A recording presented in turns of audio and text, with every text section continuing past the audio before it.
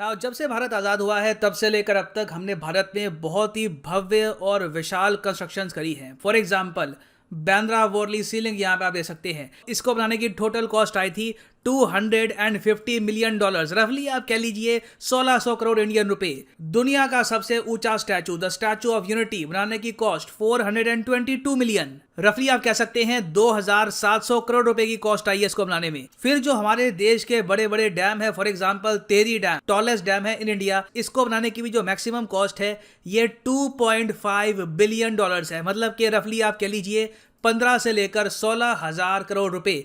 बड़े से बड़ा डैम आपको इंडिया में बनाना हो तो रफली 3 से लेकर $4 बिलियन का बनी जाएगा। मगर अब भारत अपनी हिस्ट्री का सबसे एक्सपेंसिव प्रोजेक्ट बनाने जा रहा है और recently union minister doctor Jitendra Singh ने इसकी कंफर्मेशन कर दी है कि भारत का पहला स्पेस स्टेशन लॉन्च कर दिया जाएगा 2030 में। हालांकि ऐसा नहीं है कि सिंगल लॉन्च में पूरा स्पेस स्टेशन लॉन्च होगा, मॉड्यूलर स्पेस स्टेशन होगा तो इसके बहुत सारे पार्ट्स होंगे, आराम आराम से इसको लॉन्च किया जाएगा। मगर लग रहा है कि रफली ये कह रहे हैं कि 2030 के आसपास तक इंडिया को खुद का एक स्पेस स्टेशन मिल जाएगा। और ये मैं आपको बता दूं एक बहुत ही महंगा प्रोजेक्ट होगा। इंडिया ने इससे ज़्यादा महंगी ऑब्जेक्ट कोई भी नहीं बनाई। इवन आप अगर INS विक्रांत को देख लो जो हमारा एयरक्राफ्ट कैरियर है, जिसको बनाने की टोटल कॉस्ट बताई जाती है कि 23,000 करोड़ से लेकर 25,000 करोड़ के आसपास है, वो कॉस्ट भी छोटी पड़ जाती है इंडिया के स्पेस स्टेशन के सामने। तो इस वीडियो में हम जानेंगे कि एक्चुअली इंडिया को कितना पैसा मोस्ट प्रोबेबली खर्च करना पड़ेगा अपने इंडियन स्पेस स्टेशन के लिए। मगर आगे बढ़ने से पहले मैं आपको यही बता दूं कि अगर आपने चैनल को सब्सक्राइब नहीं किया है तो subscribe to world affairs. Now history में अगर हम देखें स्पेस स्टेशंस की तो सबसे पहला स्पेस स्टेशन जो इतिहास में लॉन्च किया गया था वो था सैल्यूट 1। ये एक बहुत ही ज़रा छोटा सा स्पेस स्टेशन था। USSR ने इसको लॉन्च किया था 1970s में। मगर एक प्रॉपर जो मॉड्यूलर स्पेस स्टेशन है जिसके पार्ट्स आराम आराम से लॉन्च किए जाएं, जो अपने आप में बहुत सी चीज़ें कर सकता हो, जहाँ पे एक प्रॉपर लेबोरेटरी हो, ये लॉन्च किया गया था 1986 में अगेन बाय USSR। ये बात लोग भूल जाते हैं। मेरा कई बार मन करता है कि एक USSR की हिस्ट्री बताऊं जहां पे जो इनकी स्पेस अकॉम्प्लिशमेंट्स हैं उनको हाईलाइट करूं। मगर अभी के लिए ये जान लो कि अभी जो इंटरनेशनल स्पेस स्टेशन है उससे पहले मीर हुआ करता था, MIR। रशियन में मीर का मतलब होता है पीस और वर्ल्ड। जी हाँ, दोनों मतलब होते हैं। तो मीर यहाँ पे आप देख पाएंगे, ये इसकी फोटो है। 1986 में लॉन्च हुआ था और मैं आपको ये बता दूं कि जब ये लॉन्च हुआ था अमेरिकन्स, ब्रिटिशर्स, बेसिकली पूरा वेस्टर्न यूरोप और अमेरिकन कॉन्टिनेंट में जो भी देश है बहुत जेलस थे। उनको समझ नहीं आ रहा था कि USSR ने स्पेस में इतनी तरक्की कैसे कर ली कि एक पूरा मॉड्यूलर स्पेस स्टेशन लॉन्च कर दिया इस टाइप का। और जब मीर को रिटायर करना पड़ा, जब USSR कोलैप्स कर गया, ये लोग मीर को अफोर्ड नहीं कर पा रहे थे, तब USA में सेलिब्रेशंस भी बहुत हो गए क्योंकि उनको ये पता था कि अब रशिया सिंस मीर को ऑपरेट नहीं कर पाएगा, ये बस कंप्लीटली वेस्ट हो चुका है। तो 1996 के बाद अमेरिका ने ऑफर दिया रशिया को कि हमारे साथ मिलकर एक इंटरनेशनल स्पेस स्टेशन बनाओ। और उसके बाद देखा गया कि 1998 में इंटरनेशनल स्पेस स्टेशन एक्टिवेट हो चुका था, जहां पर दुनिया भर के सारे जो देश हैं इन्होंने पैसा लगाया, साइंटिस्ट लगाए। आप देख सकते हैं दिग्गज देश दुनिया भर के जो भी डेवलप्ड कंट्रीज हैं, Germany, Sweden, Russia, Japan, USA, France, Canada, almost सारे देश ही यहाँ पर इकट्ठा आ गए थे। इंडिया, चाइना ऑब्वियसली इसका पार्ट नहीं थे। तो आज अब इंटरनेशनल स्पेस स्टेशन को अगर हम देखें तो इसकी उम्र हो चुकी है अब 23 साल और बाकी सब देश अब काफी हद तक पीछे हट चुके हैं। इंटरनेशनल स्पेस स्टेशन की जो मेन मेंटेनेंस है ये अमेरिका ही संभाल रहा है। नासा ही काफी हद तक जो मेंटेनेंस है इसकी देखता है। और एक इंटरेस्टिंग बात मैं आपको ये बताऊं कि जो most expensive man made object है इन हिस्ट्री ये है द इंटरनेशनल स्पेस स्टेशन। अगर मैं आपको Guinness book of world record की वेबसाइट दिखाऊं, जो दिखाई देता हूं आपको, तो यहाँ पर आप देख पाएंगे the most expensive man made object. इसको बनाने में बताया जाता है कि टोटल कॉस्ट $100 बिलियन से लेकर $120 बिलियन के आसपास लगी थी। रफली आप कह लीजिए मिनिमम से मिनिमम 8 लाख करोड़ रुपए का खर्चा आया था इंटरनेशनल स्पेस स्टेशन को बनाने में। और आज भी आप अगर देखो तो इसकी मेंटेनेंस में ही 5 से लेकर $6 बिलियन दुनिया भर के देश कंट्रीब्यूट करते हैं। और सिंस इसकी मेंटेनेंस इतनी मुश्किल है तो कंट्रीज ने यह भी डिसाइड किया है कि इंटरनेशनल स्पेस स्टेशन को रिटायर कर देंगे 2030 के आसपास। जी हाँ, 2030 तक इसको चला ही लेंगे। और उसके बाद भी ऐसा नहीं है कि धरती में क्रैश लैंड कर देगा, ये फ्लोट करता रहेगा अंतरिक्ष में। नासा का प्लान ये है कि इसको बेच देंगे ये किसी प्राइवेट कंपनी को और वो private company international space station का बना देगी एक होटल। तो फ्यूचर के जो बिलियनियर्स हैं वो छुट्टियां मनाने के लिए इंटरनेशनल स्पेस स्टेशन में भी जा पाएंगे। हालांकि अभी के लिए मैं आपको ये बता दूं कि मैक्सिमम जो क्वार्टर्स हैं, जो स्लीपिंग क्वार्टर्स हैं इंटरनेशनल स्पेस स्टेशन में, वो 6 हैं। उनको बढ़ाकर एट मैक्स ये लोग कर सकते हैं 9 पर। तो 9 से ज़्यादा एस्ट्रोनॉट्स इंटरनेशनल स्पेस स्टेशन में कभी रहे हैं नहीं। तो खैर यहाँ पे आप समझ सकते हैं कि ओवरऑल इंटरनेशनल स्पेस स्टेशन एक बहुत ही ज़्यादा यूनिक स्ट्रक्चर है।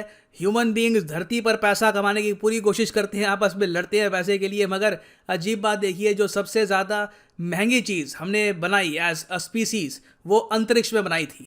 और भविष्य में लग रहा है कि अंतरिक्ष में सिर्फ 2 ही स्पेस स्टेशन रहने वाले हैं। एक तो होगा चाइना का स्पेस स्टेशन जो ऑलमोस्ट रेडी हो चुका है। दूसरा 2030 में इंडिया का स्पेस स्टेशन अगर तैयार हो गया, जो लग रहा है कि मोस्ट प्रॉब्ली हो ही जाएगा, तो ये होगी एशियन सेंचुरी। अपने आप में मैं कहूँगा एक बहुत ही यूनिक साइट होगी कि अमेरिका का, यूरोपियन यूनियन का किसी का भी स्पेस स्टेशन अंतरिक्ष में नहीं है। बस इंडिया और चाइना के स्पेस स्टेशन आपको मिलेंगे अंतरिक्ष में। मगर ये सब करना बहुत ही ज़्यादा महंगा होगा। चाइना का जो स्पेस स्टेशन है जिसका नाम है तियांगोंग, इसकी जो टोटल कॉस्ट है ये चाइनीज गवर्नमेंट ने रिवील करी नहीं है, मगर कई एक्सपर्ट्स ने गेस करने की कोशिश करी है कि इसकी कॉस्ट क्या रही हुई होगी। ना फर्स्ट ऑफ ऑल यहाँ पे आपको समझना होगा कि इंटरनेशनल स्पेस स्टेशन की जो टोटल कॉस्ट है ये बताया जाता है कि $100 बिलियन से लेकर $120 बिलियन है। हम आसानी के लिए ना जो मिनिमम अमाउंट है वो लेते हैं, $100 बिलियन हम यहाँ पे मान के चलते हैं। और चाइना का जो स्पेस स्टेशन है तियांगोंग 1, ये बताया जाता है कि इंटरनेशनल स्पेस स्टेशन से साइज में 1/5 होगा, मतलब कि उसका 20% होगा। तो मिनिमम से मिनिमम आप यहाँ पर कह सकते हैं कि चाइना डेफिनेटली $20 बिलियन से लेकर $25 बिलियन तो खर्च ही रहा होगा। इवन दो यहाँ पे आप एक आर्ग्यूमेंट दे सकते हैं कि 1998 से आप अगर कंपेयर करो, आज के समय लॉन्च करने की कॉस्ट तो काफ़ी हद तक कम हो चुकी है। ये तो देखो, हाँ बिल्कुल कॉस्ट लॉन्च करने की कम हुई है, मगर और जगह कॉस्ट काफ़ी हद तक बढ़ी भी है। जैसे कि रॉ मटेरियल की जो कॉस्ट है ये काफ़ी हद तक बढ़ी है। ओवरऑल जो साइंटिफिक इक्विपमेंट है इसकी कॉस्ट काफ़ी हद तक बढ़ी है। तो सबको आप अगर एडजस्ट कर लो, तब भी ज़्यादातर एक्सपर्ट्स मान के चलते हैं कि मोस्ट प्रॉब्ली चाइना ने $25 बिलियन तो मिनिमम आराम से खर्च ही दिए होंगे इस पूरे प्रोजेक्ट में। और याद रखिएगा, इससे पहले चाइना ने 2 प्रोटोटाइप भी लॉन्च किए थे, तियांगोंग 1 और तियांगोंग 2। उनकी कॉस्ट भी आप अगर जोड़ लोगे तो आराम से जो ये पूरा प्रोजेक्ट है ये 28-30 बिलियन US के आसपास आपको मिलेगा। नाउ जो चाइना का स्पेस स्टेशन है, अगर आप BBC के डेटा को देखें तो उसके हिसाब से हमको पता लगता है कि इसका जो टोटल वेट होगा ये होने वाला है 66 टन का। 2019 में इसरो के चीफ ने जब सबसे पहले कहा था कि इंडिया एक स्पेस स्टेशन बनाएगा, उस वक्त उन्होंने ईयर के बारे में बताया नहीं था, मगर उन्होंने ये बता दिया था कि बिल्कुल इंडिया का भी स्पेस स्टेशन होगा। उन्होंने ये बताया था कि रफली इंडिया के स्पेस स्टेशन का वेट होगा 20 टन। तो आप कह सकते हैं जितना चाइना का स्पेस स्टेशन होगा उसका मिनिमम से मिनिमम 1/3 तो होने ही वाला है इंडिया का स्पेस स्टेशन, क्योंकि 20 टन अभी ये कह रहे हैं। इसमें कई चीज़ें बाद में ऐड होती हैं। एस्ट्रोनॉट्स को जब आप ऐड करोगे उनका कैप्सूल भी ऐड होगा। तो आप कह सकते हैं इंडिया का स्पेस स्टेशन चाइना के स्पेस स्टेशन का 1/3 मिनिमम होगा ही। हो सकता है कि कल को हम यहाँ पे कॉस्ट बढ़ा दें, इसका जो साइज है बढ़ा दें और ये इसका 50% भी हो जाए। That can also happen as well. मगर आप एक 20 टन का स्पेस स्टेशन भी बनाने निकलते हैं तो आराम से मैं कहूँगा इसकी कॉस्ट आने वाली है $7 बिलियन से लेकर $12 बिलियन के आसपास। तो लगभग 80,000 करोड़ का इंडियन स्पेस स्टेशन बनेगा, लगभग ये अमाउंट होगा। इससे कम का अगर अमाउंट होता है तो ऑब्वियसली हम कई जगह कॉम्प्रोमाइज़ करेंगे, या तो साइज में या फिर और कहीं पर।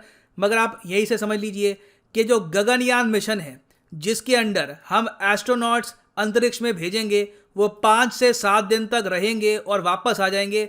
इसी में हमारी कॉस्ट आ रही है 10,000 करोड़ रुपए, क्योंकि कैप्सूल बनानी है, सारा और खर्चा ट्रेनिंग वगैरह का। टोटल 10,000 करोड़ का हमारा बजट है यहाँ पर। वेराज जो इंडियन स्पेस स्टेशन है वहाँ पर प्लान किया जाएगा कि एस्ट्रोनॉट्स आराम से 15 से लेकर 20 दिन तक भी रुक पाएं। और एक परमानेंट स्ट्रक्चर होगा जो स्पेस में ही रहेगा, वहाँ पे लेबोरेटरीज होंगी, हम साइंटिफिक एक्सपेरिमेंट कर पाएंगे। तो डेफिनेटली इसकी कॉस्ट बहुत ज़्यादा आने वाली है। ये इंडिया की बनाई हुई सबसे ज़्यादा महंगी आइटम होगी। कोई मिलिट्री इक्विपमेंट, कोई एयरक्राफ्ट कैरियर इसके आसपास भी नहीं आएगा in terms of overall cost. तो यहाँ पर मैं आपसे एक क्वेश्चन पूछना चाहूँगा कि क्या आप मानते हैं कि 2030 तक भारत को एक खुद का स्पेस स्टेशन बिल्ड करना चाहिए, या फिर आप मानते हैं कि इससे ज़्यादा बेहतर ऑप्शन ये होगी कि हम यूएसए के साथ कोलैबोरेशन कर दें और एक नया इंटरनेशनल स्पेस स्टेशन बिल्ड करें जो 2030 के बाद ऑपरेट करेगा? मैं जेन्युइनली जानना चाहूंगा आपका ओपिनियन, लिखेगा इसके बारे में कमेंट सेक्शन में। और फाइनली यहाँ पर मैं ये भी ऐड कर दूं कि आप अगर यूपीएससी एग्जाम की तैयारी करना चाहते हैं लाइफ में एक बार प्रॉपरली, तो कमेंट सेक्शन में जाओ, पिन कमेंट में आपको मिलेगा ये लिंक, इस लिंक पे करो क्लिक और यहाँ पे आप परचेज कर पाएंगे अनअकैडमी का यूनिक कॉम्बो पैकेज, जिसके अंदर आप यूपीएससी प्रीलिम्स, मेंस, ऑप्शनल तीनों की ही तैयारी कर सकते हैं ना सिंगल परचेज। ये सारे कोर्सेज अलग अलग परचेज करोगे ऑन अनअकैडमी.com तो आपको यहाँ पर 15,000 रुपीज एक्स्ट्रा पे करने होंगे, so you can save money over here. उसके अलावा एडिशनल सेविंग यहाँ पे आपकी होगी अगर आप यूज करते हैं प्रोमो कोड PD10। तो अगर आप एक कॉलेज स्टूडेंट है, अभी आपके पास टाइम है, 2-3 साल का टाइम है, आराम से आप कुछ समय रुक कर एक प्रॉपर अटेम्प्ट देना चाहते हैं यूपीएससी का, तो 24 महीने 36 महीने का जो कोर्स है ये भी आप कर सकते हैं purchase. Simply use the code PD10 and save your hard earned money. So इसी नोट के साथ ये है वीडियो का अंत। Thank you for listening and as always God bless you all.